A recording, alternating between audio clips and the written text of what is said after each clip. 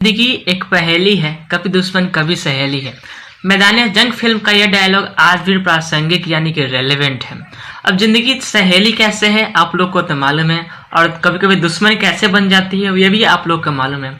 और ये भी हो सकता है कि आज जो हम लोग पढ़ने वाले हैं क्या अर्ली सोसाइटी चैप्टर सेक्शन 1 का इंट्रोडक्शन, जो कि बहुत लोगों को क्या रहेगा, बहुत लोगों के लिए दुश्मन जैसा प्रतीत होता है। लेकिन इस वीडियो देखने के बाद आपको यह बिल्कुल भी नहीं लगेगा कि ये भी एक दुश्मन है उन सारे दुश्मन में से जो आपके जीवन में है।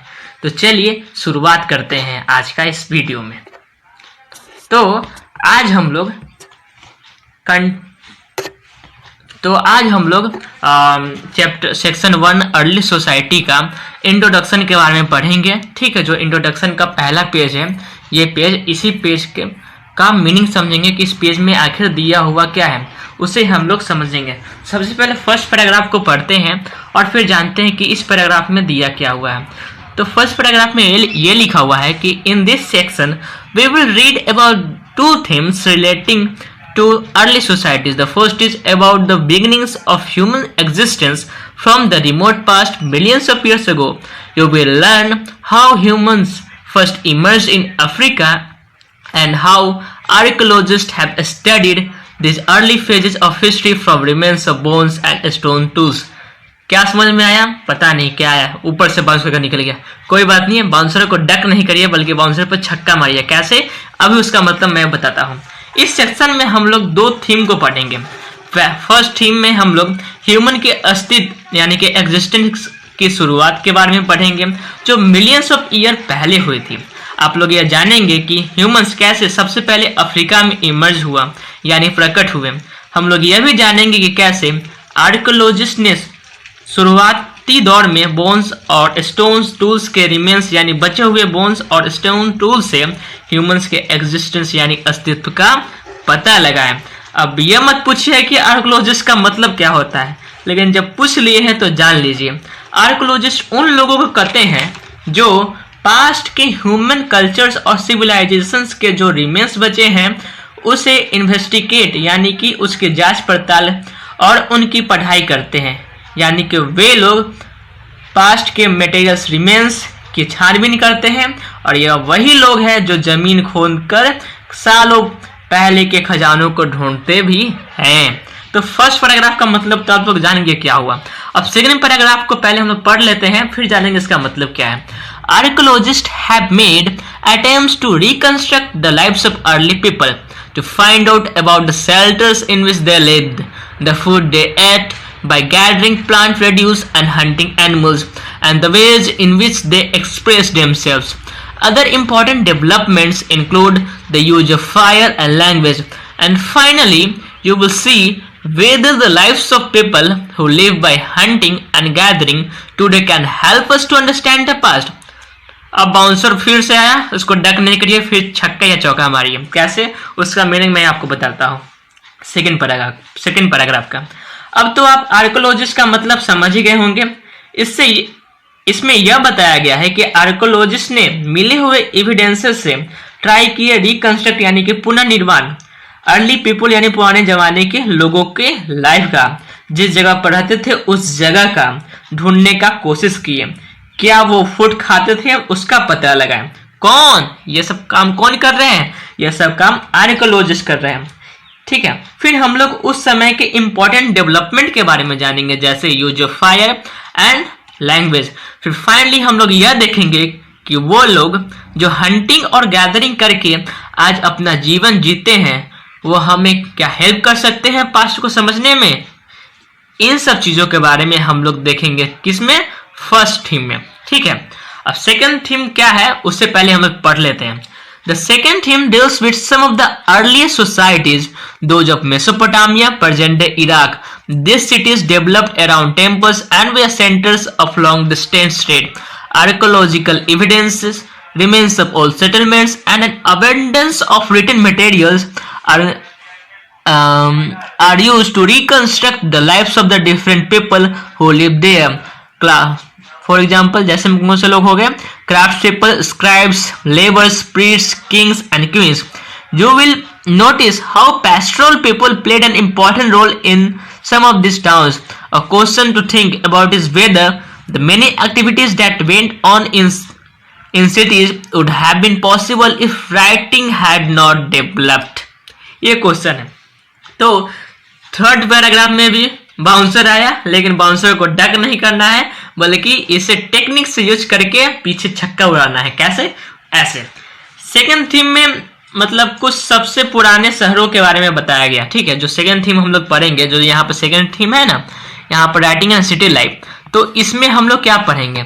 इसमें हम लोग पढ़ेंगे कुछ पुराने शहरों के बारे में. ठीक है, सबसे पुराने शहरों के बारे में जो मेसोपोटामिया के थे और वे अभी इराक में हैं. ये शहर टेम्पल्स के आसपास डेवलप्ड हुआ था और लंबी दूरी के व्यापार के केंद्र थे. मतलब जब लोग व्यापार करने के लिए लंबी दूरी ट्रैवल करते थे तब वे इन शहरों में रुकते थे और यहाँ पर भी व्यापार करते थे. आर्कोलॉजिकल एविडेंस मतलब खुदाई करके जो एविडेंस मिला है ओल्ड सेटलमेंट्स के रिमेन्स से, और जो भारी मात्रा में रिटन मटेरियल्स यानी कि जो लेटर्स, बुक, ये सब हो गए. इन सभी के मदद से क्राफ्ट पीपल यानी जिन्हें कारीगर कहते हैं, स्क्राइब्स यानी जो लिखने वाला काम करते हैं, जैसे में लेखक हो गए, मुंशी हो गए, लेबर्स, प्रीस्ट यानी कि जो पंडित होते हैं, उन्हें तो आप अच्छी तरह से जानते ही होंगे, Kings and queen's, common people के लाइफ को रिकंस्ट्रक्ट किया जाता था. ठीक है, फिर यहाँ पर यहाँ यह बताया गया है कि मेनी एक्टिविटीज यानी कि बहुत सारी एक्टिविटी जो सिटी में होता था वह क्या पॉसिबल हो पाता जब राइटिंग का डेवलपमेंट नहीं होता. जाहिर सी बात है कि एक्टिविटीज प्योर तरीका से नहीं हो पाता क्योंकि रिटन रिकॉर्ड्स ही वैलिड होता है. बोला हुआ तो हम भूल सकते हैं, लेकिन लिखा हुआ तो हम नहीं भूल सकते हैं. ठीक है, तो इसीलिए जो लिखा हुआ जो काम जो हुआ था वो इम्पोर्टेंट रोल प्ले करता है, यानी कि राइटिंग जो है एक इम्पोर्टेंट रोल प्ले करता है. जो लास्ट में जो क्वेश्चन की बात किया क्या ना यहाँ पर कि a question to think about is whether the many activities that went on in cities would have been possible if writing had not developed. यानी कि वो एक्टिविटीज पॉसिबल होता, क्या वो एक्टिविटीज पॉसिबल होता अगर राइटिंग डेवलपमेंट नहीं होता? तो जाहिर सी बात है वो एक्टिविटीज पॉसिबल नहीं होता. और कारण क्या है उससे भी आप जान चुके हैं. अब फोर्थ पैराग्राफ को हम लोग पढ़ते हैं. ठीक है, You may wonder as to how people who for millions of years had lived in forests, in caves or temporary shelters and rock shelters began to eventually live in villages and cities. Well, the story is long and is related to several developments that took place at least 5,000 years before the establishment of the first cities.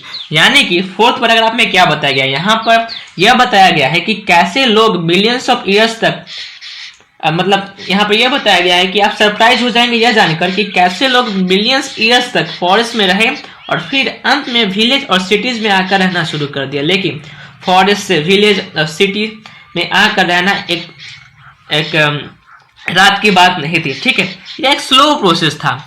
एकाएक लोग forest से cities में रहना शुरू नहीं कर दिए थे. इसका स्टोरी बड़ा है. ऐसा माना जाता है कि लोग शहर के एस्टेब्लिशमेंट के लगभग 5,000 साल बाद लोग शहरों में रहना शुरू किए थे. तो ये बात होगी. फोर्थ पैराग्राफ में दिया गया है क्या, अब समझ लीजिए. अब लास्ट यानी कि फिफ्थ पैराग्राफ की बात करते हैं जो हम लोग इस वीडियो में पढ़ने वाले हैं, जो कि लास्ट है. और नेक्स्ट पेज का जो एक्सप्लेनेशन है वो नेक्स्ट वीडियो में आएगा. ठीक है, लास्ट पैराग्राफ में क्या दिया गया है पहले हम लोग उसे पढ़ लेते हैं इंग्लिश में. ठीक है, one of the most far-reaching changes was a gradual shift from nomadic life to settled agriculture, which began around 10,000 years ago. As you will see in Theme 1, prior to the adoption of agriculture, people had gathered plant produce as a source of food. Slowly, they learned more about different kinds of plants, where they grew, the season when they bore fruits, and so on. यानी कि इसमें यह बताया गया है कि सबसे बड़ा बदलाव लोगों के जीवन में यह आया है कि लोग जो पहले नोमैडिक लाइफ मतलब कभी भी एक जगह नहीं ठहरना, हमेशा घूमते रहना और घूमकर ही अपने जरूरतों को पूरा करना को प्रेफर करते थे लोग, वे सेटल्ड होने लगे. यानी कि जो पहले नोमैडिक लाइफ को लोग जो प्रेफर करते थे वो अब एक जगह सेटल होने लगे और एग्रीकल्चर को प्रमोट करने लगे. और यह सब लगभग 10,000 साल पहले शुरू हुआ. लेकिन इतना बड़ा बदलाव कैसे आया इसके बारे में हम लोग थीम 1 में पढ़ेंगे. ठीक है, थीम 1 में पढ़ेंगे कि सबसे पहले प्लांट से जो लोग जो है प्लांट से जो प्रोड्यूस होता था लोग उसे इकट्ठा करना शुरू किया, फिर उसे ही फूड के तौर पर खाते थे, यूज करते थे। फिर धीरे धीरे उन्होंने अलग तरह के प्लांट्स के बारे में जाना कि वो कहाँ पर ग्रो करते थे, किस सीजन में फ्रूट्स किस सीजन में उस प्लांट्स में फ्रूट्स होते थे। उन प्लांट्स में और भी इंफॉर्मेशन जाने उस प्लांट्स के बारे में कि क्या है, प्लांट्स कहाँ पर होता है, मतलब कितना उसका टेम्परेचर चाहिए, ये सब चीज़ के बारे में, नॉर्मल जो बेसिक चीज़ था प्लांट्स के बारे में वो लोग उसके बारे में जाने। तो भाई ये सब तो बात हो गया, फर्स्ट पेज पढ़ लिए, समझ में आया। लेकिन एक प्रॉब्लम है, क्या है प्रॉब्लम? ये है कि घर पर, बाहर में, रिलेटिव्स में हमेशा हम लोग एक प्रॉब्लम का सामना करना पड़ता है। क्या? लोगों का टाना, मतलब हमेशा लोगों का सुनना पड़ता है। अगर ये नहीं सुनते हैं तो ये सुनते होंगे कि आप आर्ट्स लिए हैं तो आपका कुछ नहीं होने वाला है, ठीक है। और ये भी नहीं तब ये जरूर सुनते होंगे कि तुम किसी लायक ही नहीं हो। तो ऐसा होता होगा आपके साथ, अगर नहीं होता तो अच्छा है, लेकिन जिनके साथ ऐसा होता है उनके लिए मुझे कुछ कहना है। क्या करना है कि मुझे यह कहना है कि मत कर तू परवाह उनकी जो लोग तुम्हें अस्ताने देते हैं, मत कर तू परवाह उनकी जो लोग तुझे अस्ताने देते हैं, वही लोग कल शाबाशी देंगे जो तुम्हें आज आवारे समझते हैं। तो थैंक यू सो मच। देखिए एक